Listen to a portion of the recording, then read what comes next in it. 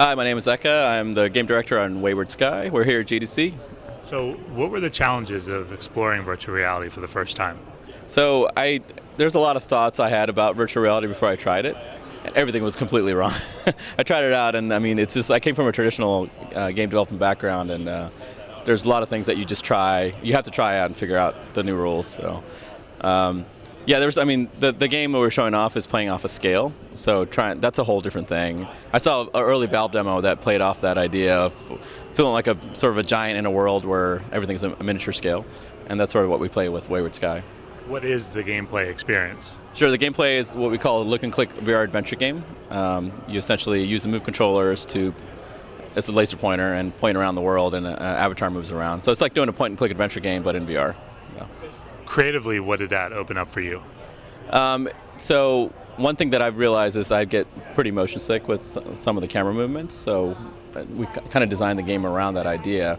So as you move around the world, or as you point the character around the world, we do camera cuts. And that's something that actually worked a lot better in VR than I thought it would. So that's how we sort of get around not moving the cameras. In VR, the camera is essentially a player's head, so we don't want to ever take away control. What are some of the environments people will be clicking through? So the main character, Bess, she goes flying with her dad, and they crash land on this mysterious flying fortress. Dad gets kidnapped by a giant robot, and you have to go explore. So we play on scale, and we're up in the sky. So for VR, that translates to some great verticality. When it comes to length of the experience, what are you guys aiming for? We are aiming for a 3 to 4 hour adventure game experience.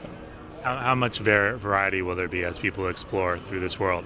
There's about 6-7 different levels. So we do day and night changes and go interiors, exteriors, and lots of different styles of environments within the space.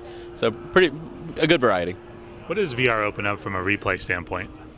I think for my game, it's not heavily replayable, but there are elements where we want the player to explore. So we might go through a level and not find everything in there, and we might play back again and try to find things that are in there. So the cool thing about like in a traditional point-and-click adventure game, you're essentially moving a character around, but in VR you get to also look around while that character's moving. So there's definitely some exploration opportunities that you only get in VR.